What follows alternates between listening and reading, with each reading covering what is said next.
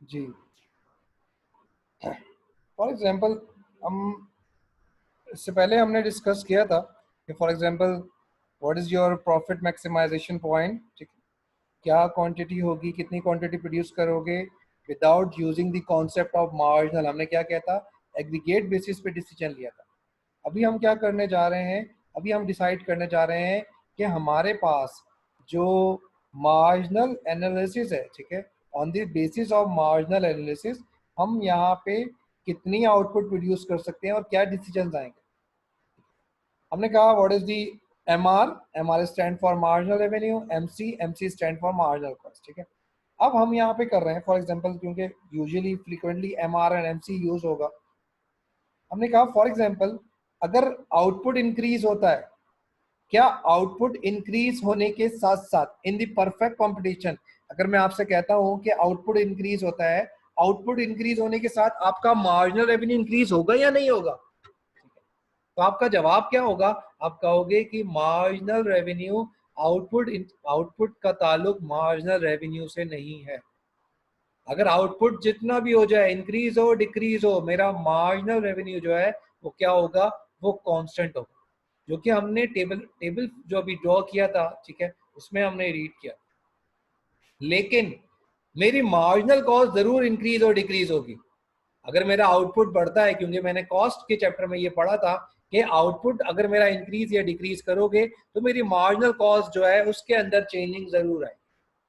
Clear. लेकिन मेरा marginal revenue क्या हो जाएगा, मेरा मार्जिनल रेवेन्यू जो है वो मेरे पास फिक्स रहेगा, वो कांस्टेंट रहेगा उस स्टेज पर। For example if marginal revenue, हमारे पास हम कहते हैं कि अगर मार्जिनल रेवेन्यू आपका ग्रेटर देन हो मार्जिनल कॉस्ट से, क्या आप, इट मींस के आप अगर एक्स्ट्रा यूनिट प्रोड्यूस करोगे, क्या एक्स्ट्रा यूनिट प्रोड्यूस, हम कहते हैं कि हमारा मार्जिनल रेवेन्यू जो है वो 10 है और मार्जिनल कॉस्ट जो है वो 5 है। What is the marginal revenue, an additional unit जो आपने प्रोड्यूस किया है, उस यूनिट को प्रोड्यूस करने की वजह से जो टोटल रेवेन्यू में चेंज आया है, इट्स कॉल्ड मार्जिनल रेवेन्यू। हम फॉर एग्जांपल हम यहाँ कहते हैं कि हमारा मार्जिनल रेवेन्यू जो है वो 10 है और मार्जिनल कॉस्ट जो है हमारे पास 5 है। हम अपना आउटपुट इंक्रीज करते हैं, हमने कहा आउटपुट हमारे पास 9 था, हमने कहा आउटपुट हम इंक्रीज करते हैं, क्या आउटपुट इंक्रीज करने की वजह से मेरी जो मार्जिनल रेवेन्यू है वो 10 से चेंज हो जाएगी, कहेंगे नहीं वो 10 से चेंज नहीं होगी, वो अपनी जगह ही रहेगी। लेकिन मेरी जो मार्जिनल कॉस्ट है वो इंक्रीज हो जाएगी, मेरी जो मार्जिनल कॉस्ट है वो इंक्रीज हो जाएगी। Clear. So we can write economic profit जो है वो इंक्रीज होता है अगर आप, फॉर एग्जाम्पल आपके पास ये कंटिन्यूशन है, ठीक है, अगर आप ये कहते हो कि अगर आपके पास M R is greater than marginal cost है, और अगर मार्जिनल, आप कहते हो कि हमारी सिचुएशन क्या है, हम कहते हैं सिचुएशन 1 है which is marginal revenue is greater than marginal cost. इस कंडीशन में आप अपना आउटपुट को इंक्रीज करते हो, अगर ये अबव इक्वेशन है और ये अगर आप आउटपुट इंक्रीज करते हो तो डेफिनेटली बात है कि आपका इकोनॉमिक प्रॉफिट जो है वो क्या हो जाएगा, वो भी इंक्रीज हो जाएगा। क्लियर। सेकेंड स्टेटमेंट है, अभी हम इसको आगे जाके पढ़ेंगे। हमने कहा marginal revenue is greater, sorry, marginal revenue is less then marginal cost. Marginal revenue क्या है आपके पास, मार्जिनल रेवेन्यू जो है वो आपके पास लेस देन मार्जिनल कॉस्ट है। इस कंडीशन के अंदर अगर आप आउटपुट को इंक्रीज करोगे तो आपके पास प्रॉफिट जो है वो डिक्रीज होना शुरू हो जाएगा। क्लियर। इस कंडीशन के अंदर आपको क्या करना पड़ेगा, इस कंडीशन के अंदर आपके पास अपना आउटपुट को क्या करोगे, अपने आउटपुट को आप हमेशा डिक्रीज करोगे। क्यों डिक्रीज करोगे, क्योंकि आपके पास क्या है, एम आर जो है वो क्या है, M R is less than, यानी कि जो आप अर्न कर रहे हो, वो जो आप प्रोड्यूस कर रहे हो उससे कम है। तो आप यहाँ पे अगर आपको इकोनॉमिक प्रॉफिट को अर्न करना है तो आप क्या करोगे, अपने आउटपुट को डिक्रीज करोगे। ग्रेटर देन थी, वहां पे आप क्या कर रहे थे, वहां पे आप अपने आउटपुट को इंक्रीज कर रहे थे प्रॉफिट मैक्सिमाइजेशन पॉइंट लेने के लिए। फिर हमारा सवाल यहाँ पे आया, फिर वो पॉइंट कौन सा होगा जहां पे हमारा प्रॉफिट मैक्सिमम हो जाएगा। लास्ट में जब ग्रेटर देन था तो हमने अपने आउटपुट को इंक्रीज किया, यहाँ लेस देन था तो हमने आउटपुट को डिक्रीज किया। हमने कहा अनटिल एंड अनलेस हम marginal revenue is equal to marginal cost नहीं हो जाएंगे, हम अपने आउटपुट को इंक्रीज और डिक्रीज जो है उसको उस कंडीशन में चलते रहेंगे। क्लियर? ये जो कंडीशन है which is called MR is equal to MC is the profit maximization point। इस पॉइंट के ऊपर क्या निकलता है? इस पॉइंट के ऊपर बेसिकली आप क्या निकाल रहे हो? इस पॉइंट के ऊपर बेसिकली आप वो क्वांटिटी चेंज करते हो। यहाँ पे आपको क्या ड्राइव होती है? यहाँ पे जहाँ M R is equal to M C होगा तो यहाँ पे क्या होगा? यहाँ पे क्वांटिटी को ड्राइव कर रहे होते हो। वो क्वांटिटी है जहाँ पे हमारा जो प्रॉफिट है, इकोनॉमिक प्रॉफिट, वो क्या होगा? वो मैक्सिमम। क्लियर? ये जो कंडीशन है ना हमारे पास, ये आपको याद रखनी पड़ेगी और ये हर स्टेज के अंदर, यानी कि जितनी भी मार्केट्स की टाइप है, हर जगह जो पॉइंट है वो यही रहेगा, M C is equal to M R. M C is equal to M R, M C is equal to M R जहां भी होगा वहां पे आप क्या कर रहे होगे? वहां पे आप क्वांटिटी को ड्राइव कर रहे हो। ठीक है, अब जो चीजें आपने वर्बली वहां पे पढ़ी थी, आप देखो एज इट इज यहाँ पे वो ड्रॉ हो रहा होगा और वही वो टेबुलर फॉर्म में आपको इंफॉर्मेशन प्रोवाइड कर रहा होगा। For example first calculate the concept of marginal revenue. हमने कहा मार्जिनल रेवेन्यू कैसे कैलकुलेट करते हैं? टोटल रेवेन्यू का जो डिफरेंस हो, फॉर एग्जांपल 72 माइनस 64।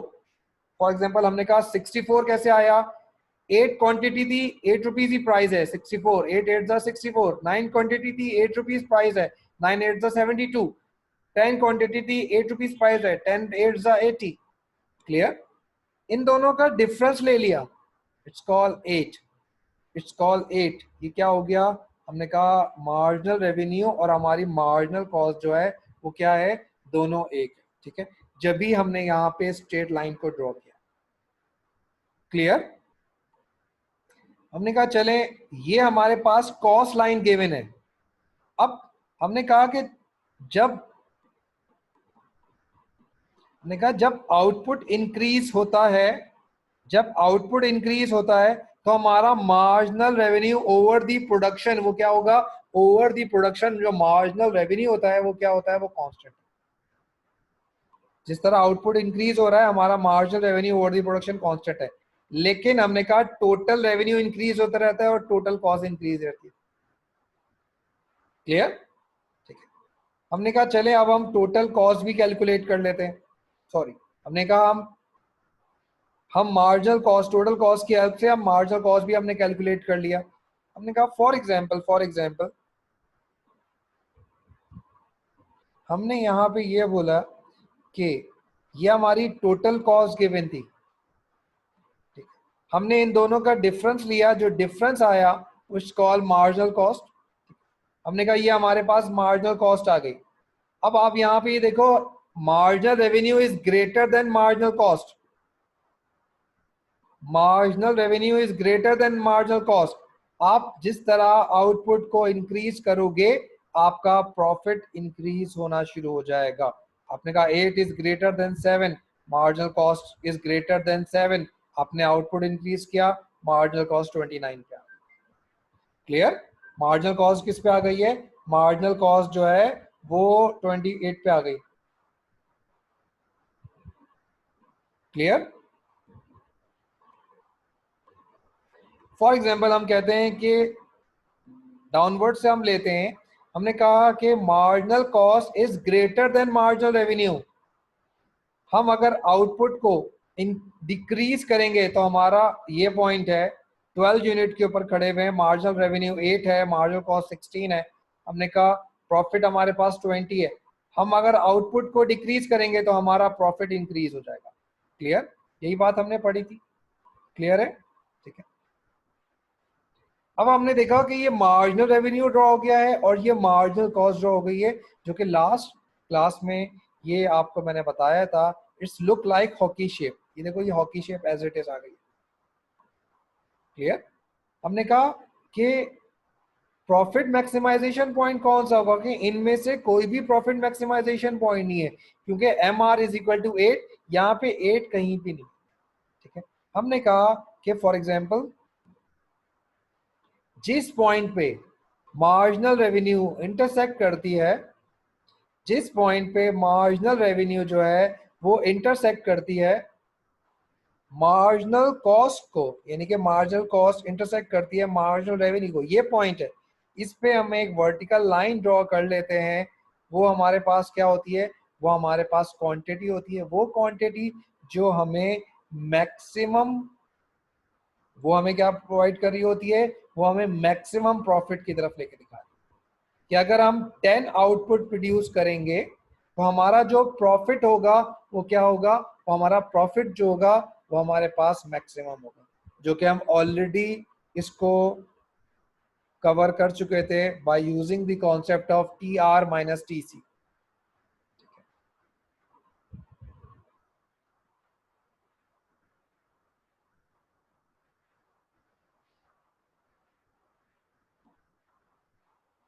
क्लियर है? ठीक है, अब हम मूव कर रहे हैं, यानी कि हमारे पास अभी हमने दो चीजों को सीख लिया है। ठीक है, अभी हमने दो चीजें हमने सीख ली हैं यहाँ पे। एक चीज हमने यहाँ पे सीखी है कि आउटपुट किस पॉइंट पे निकालोगे, आउटपुट कौन सा पॉइंट होगा। हमने कहा आउटपुट निकालने के लिए हमारे पास एक कंडीशन है, वो कंडीशन कौन सी है, हमने कहा हमारे पास आउटपुट हम किस कंडीशन पे निकालेंगे, हमने कहा आउटपुट हमेशा M R is equal to,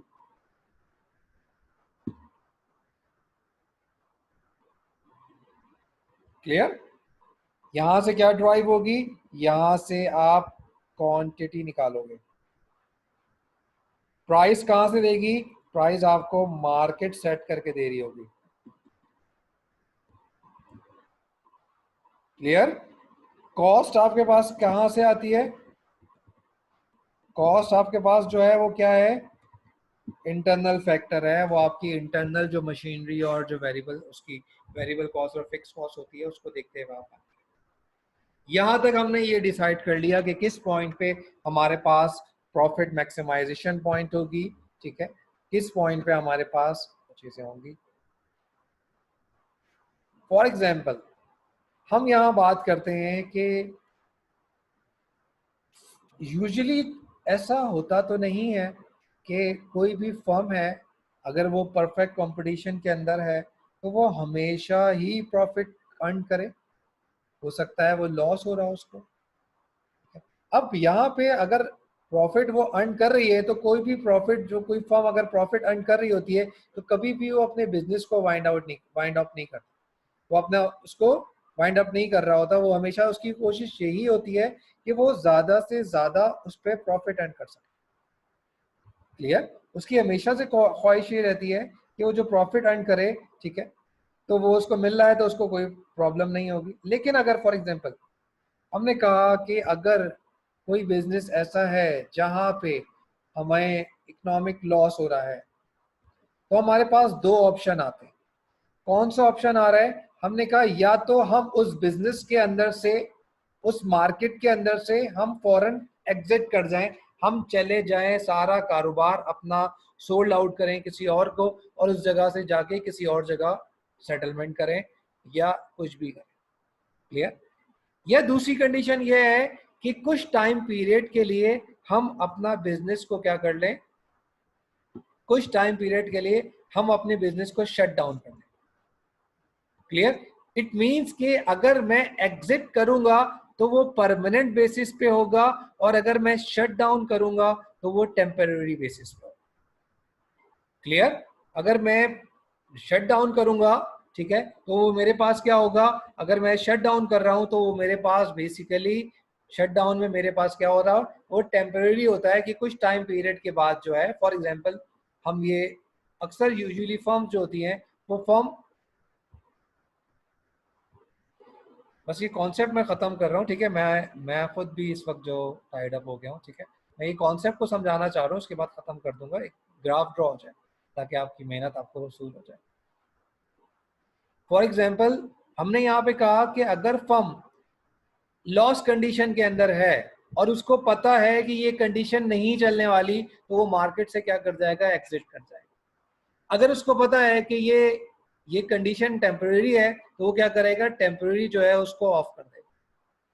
for example हम यहाँ बात कर रहे हैं कि इस वक्त आप ये देखो कि इस वक्त फॉर एग्जाम्पल कोरोना का इशू इस वक्त चल रहा है, ठीक है, कोरोना का इशू चल रहा है, हमें ये सबको इस अच्छी तरह आइडिया है कि ये परमानेंट नहीं है कोई चीज।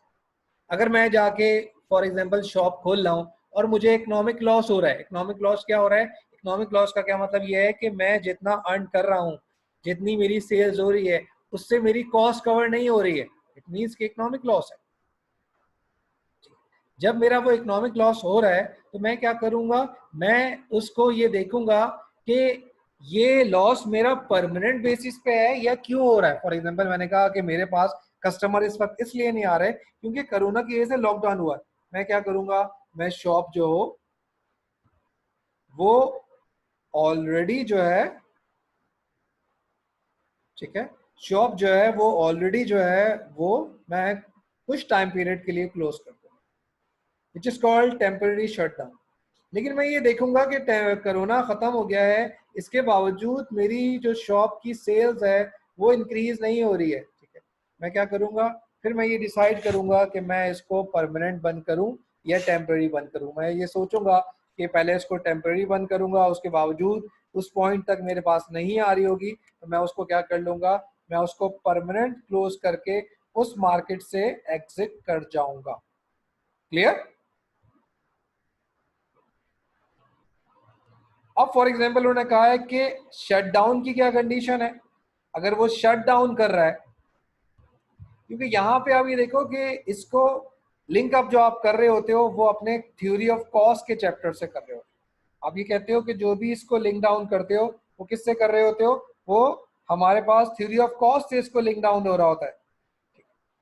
हम ये कहते हैं कि what is fix cost. Fix cost क्या होती है, हमने कहा fix cost basically reflect the initial investment, और you can say before the production जो कॉस्ट इनकर्ड होती है वो हम कहते हैं फिक्स कॉस्ट। क्लियर? हम कहते हैं कि शट डाउन की कंडीशन क्या है, हम कहते हैं कि शट डाउन की कंडीशन जब आती है जब इकोनॉमिक लॉस जो है वो टोटल फिक्स कॉस्ट की इक्वल हो जाता है। इकोनॉमिक लॉस जब होता है कि अगर सबसे पहले फर्म जो है वो क्या कर रही होती है कि मैंने एक बिजनेस अपना लगाया है, एक बिजनेस को मैंने यहाँ पे स्टैब्लिश किया है, फॉर एग्जांपल मैंने क्लासरूम स्टैब्लिश किया है, उसमें मैंने चेयर्स भी डाली हैं, उसमें मैंने फर्नीचर, डिफरेंट ब्लैक बोर्ड है, इक्विपमेंट है, वो सारी चीजें इंस्टॉल की हैं, मेरी फिक्स कॉस्ट है। मैं ये देखूंगा कि स्टूडेंट नहीं आ रहे हैं, लॉक कोरोना की वजह से बिजनेस मेरा ठप हो गया है, मैं यहाँ पे ये देखूंगा कि इकोनॉमिक लॉस जो है वो ज्यादा है या फिक्स कॉस्ट ज्यादा है। अगर मेरे पास इकोनॉमिक लॉस और फिक्स कॉस्ट जो है वो दोनों इक्वल होंगे तो मैं ये समझ जाऊंगा कि मेरा जो इकोनॉमिक लॉस हो रहा है, यानी कि मेरे पास जो इस वक्त अर्निंग हो रही है वो क्या हो रही है, अर्निंग नहीं हो रही है, ठीक है, जो मेरी इस वक्त जो कवर अप हो रहा है वो मेरा रनिंग कॉस्ट जो है वो कवर अप हो रही है। क्लियर? बात समझ में आ रही है? कॉस्ट का चैप्टर पढ़ा है या नहीं पढ़ा? कॉस्ट का चैप्टर, अगर कॉस्ट का चैप्टर नहीं पढ़ा तो ये आप लोगों के समझ में नहीं आ जाएगा, मैं यहाँ स्टॉप कर देता हूँ इसको फिर, ठीक है। अगर आप लोगों ने वाकई इसको रीड किया हुआ है तो मैं आगे लेके चलूँ, ठीक है, इट मीन्स कि आप लोगों ने पढ़ा हुआ है, ठीक है, इसको आगे लेके चलते हैं।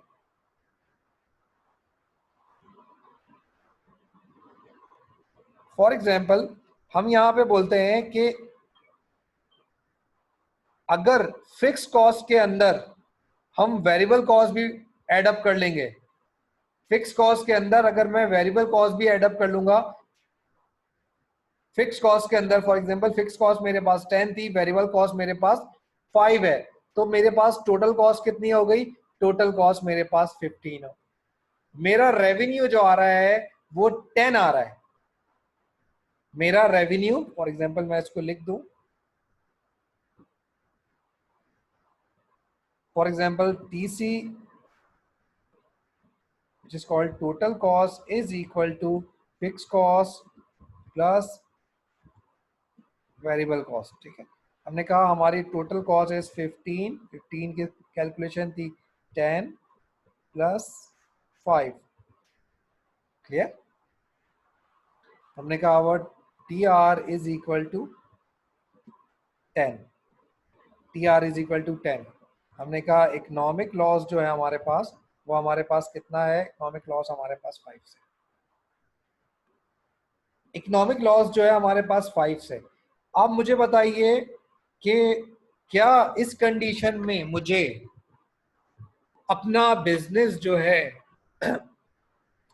वो शट डाउन कर देना चाहिए या मुझे प्रोड्यूस करना चाहिए? इस कंडीशन में जो मैंने कंडीशन लिखी हुई है, क्या मुझे अपना बिजनेस शट डाउन कर देना चाहिए या मुझे यहाँ पे इसको रन करना चाहिए? ठीक है, ये कंडीशन है। दूसरी कंडीशन मेरे पास है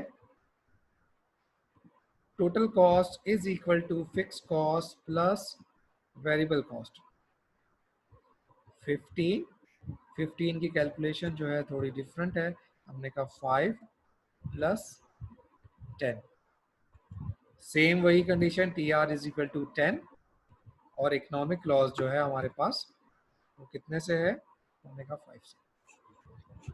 दोनों कंडीशन में फर्क क्या है? दोनों कंडीशन में फर्क क्या है? हम यहाँ कह रहे हैं कि दोनों कंडीशन में फर्क यह है कि बेसिकली यहाँ पे देखो क्या हो रहा है कि यहाँ पे हमारे पास जो हमारी जो कॉस्ट है, जो हमारी कॉस्ट है, ठीक है, ये जो रेवेन्यू सेल्स है ये वेरिएबल कॉस्ट कवर करके दे रही है जो कहलाती है मेंटेनिंग कॉस्ट, जो कहलाती है रनिंग कॉस्ट। ठीक है, यहाँ पे वो हमें प्रॉफिट अर्न करके दे रहा है। कितने का प्रॉफिट हो रहा है? 5 रुपीज का प्रॉफिट हो रहा है। हम ये कह सकते हैं कि नेक्स्ट 2 मंथ्स में, आफ्टर 2 मंथ ये फिक्स कॉस्ट को कवर कर लेगा। लेकिन यहाँ पे ये क्या हो रहा है? यहाँ पे जितनी सेल्स है उतनी मेंटेनिंग कॉस्ट है, उतनी रनिंग कॉस्ट है, उतनी प्रोड्यूसिंग कॉस्ट है। यहाँ से फिक्स कॉस्ट जो है वो कवर नहीं होगा। यूजुअली फर्म के ऊपर जो प्रेशर होता है वो प्रेशर क्या होता है? फर्म हमेशा ये कोशिश करती है, फर्म हमेशा ये कोशिश करती है कि वो अपनी फिक्स कॉस्ट को एज सून एज पॉसिबल जो है वो कवर करे। क्लियर? फर्म बेसिकली कोशिश क्या कर रही होती है, क्योंकि फिक्स कॉस्ट जो है उसके ऊपर एक जस्ट लाइक एक कहते हैं कि एक तलवार है जो लटक रही है, वो कभी भी उसको प्रेशराइज करके उसको नुकसान के लेके जा सकते। ठीक है,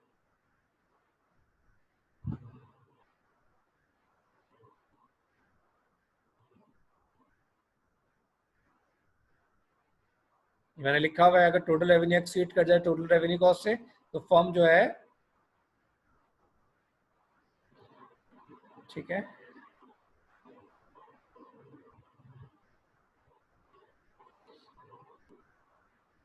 ये सब आप लोग पढ़ लीजिएगा। आज तक के लिए इतना ही रखते हैं, ठीक है, अब फिर आगे कॉन्सेप्ट आपका डिफरेंट हो जाएगा। अगर आज की क्लास यहीं तक रख लेते हैं, ठीक है, उसके बाद